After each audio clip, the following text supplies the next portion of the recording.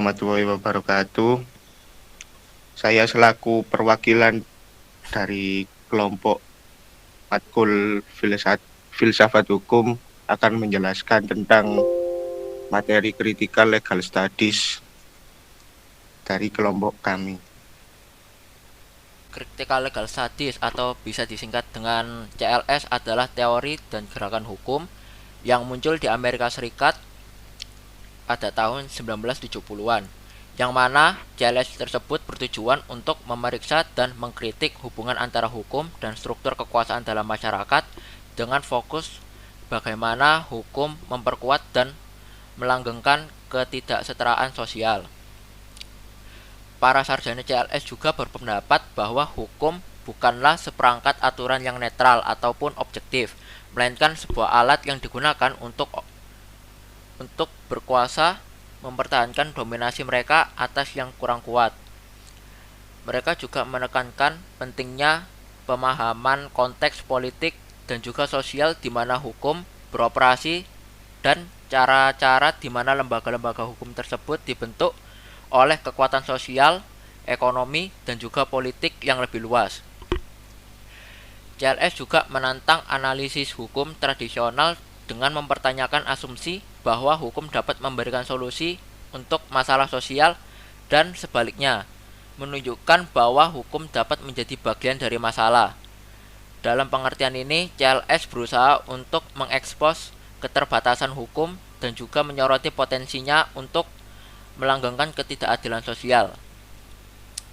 Secara keseluruhan, gerakan studi hukum kritis berusaha untuk membawa perubahan sosial dengan menantang status quo dan mempromosikan pemahaman yang lebih kritis dan bernuansa tentang peran hukum dalam masyarakat. Critical Legal Studies atau CLS juga teori dan gerakan hukum yang muncul di Amerika Serikat pada tahun 1970-an yang bertujuan untuk memeriksa dan mengkritik hubungan antara hukum juga struktur kekuasaan dalam masyarakat dengan fokus pada bagaimana hukum memperkuat dan melanggengkan ketidaksetaraan sosial. CLS berpendapat bahwa hukum bukanlah seperangkat aturan yang netral atau objektif, melainkan alat yang digunakan oleh yang berkuasa untuk mempertahankan dominasi mereka atas yang kurang kuat. Mereka menekankan pentingnya memahami konteks politik dan sosial di mana hukum beroperasi dan cara-cara di mana lembaga-lembaga hukum dibentuk oleh kekuatan sosial, ekonomi, dan politik yang lebih luas. CLS juga menantang analisis hukum tradisional dengan mempertanyakan asumsi bahwa hukum dapat memberikan solusi untuk masalah sosial dan sebaliknya, menunjukkan bahwa hukum dapat menjadi bagian dari masalah. Dalam pengertian tersebut, CLS berusaha untuk mengekspos keterbatasan hukum dan menyoroti potensinya untuk melanggengkan ketidakadilan sosial. Secara keseluruhan, gerakan studi hukum kritis berusaha untuk membawa perubahan sosial dengan menentang status quo dan mempromosikan pemahaman yang lebih kritis dan bernuansa tentang peran hukum dalam masyarakat. Mungkin ada yang mau ditanyakan? Siapa tokoh penting dalam perkembangan teori critical legal studies dan bagaimana pemikirannya mempengaruhi disiplin hukum? What? Apa konsep utama dalam teori critical legal studies dan bagaimana konsep tersebut mengubah cara kita memahami hukum? Where? Di mana teori critical legal studies muncul dan bagaimana lokasi tersebut mempengaruhi perkembangan teori tersebut? When? Kapan teori critical legal studies muncul dan apa faktor-faktor sosial, politik, dan ekonomi yang mempengaruhi munculnya teori ini? Why? Mengapa teori critical legal studies dianggap penting dalam pengembangan hukum dan bagaimana teori ini mempengaruhi perubahan sosial dan politik? How? Bagaimana teori critical legal studies diaplikasikan dalam kasus hukum dan bagaimana teori ini mempengaruhi praktik hukum di berbagai negara.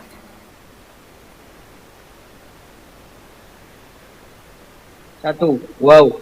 Apa penting dalam perkembangan teori statis yaitu Robert Ungar dan John Kennedy dan Mark Twain. Tokoh-tokoh tersebut memiliki sebuah pemikiran dalam mempengaruhi disiplin hukum, bahwa hukum tidak dapat dipisahkan dari konteks sosial dan politik yang membentuknya. CLS menentang pandangan hukum tradisional yang menganggap hukum sebagai sesuatu yang objektif dan netral. Sebaliknya, CLS menyatakan bahwa hukum adalah sesuatu yang tidak bisa terlepas dari pengaruh ideologi, kepentingan politik, dan faktor sosial dalam masyarakat, sehingga pemikiran dari ketiga tokoh tersebut di atas tentang CLS memberikan kontribusi penting dalam mengubah cara pandang para ahli hukum tentang hukum yang kemudian mempengaruhi pengembangan disiplin hukum secara keseluruhan. Watt, pertanyaan 2 Watt. Konsep utama dalam teori critical legal studies atau CLS adalah hukum bukanlah suatu sistem yang netral atau objektif, melainkan dihasilkan dari berbagai faktor seperti kepentingan politik, ideologi, dan kekuasaan. Konsep CLS juga mengubah cara kita memahami hukum, karena pandangan tradisional tentang hukum dianggap terlalu teknis dan formalistik dan mengabaikan konteks sosial dan politik yang membentuk hukum itu sendiri. Pertanyaan ketiga tentang Ware. Teori critical legal study atau CLS muncul di Amerika Utara pada tahun 1970-an dan 1980-an. Teori ini menekankan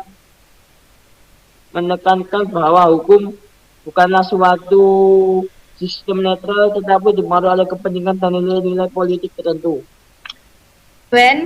Teori CLS muncul pada tahun 1970-an dan adanya beberapa faktor sosial, politik, dan ekonomi, yaitu gerakan hak sipil dan anti perang Vietnam yang muncul pada tahun 1960-an dan 1970-an.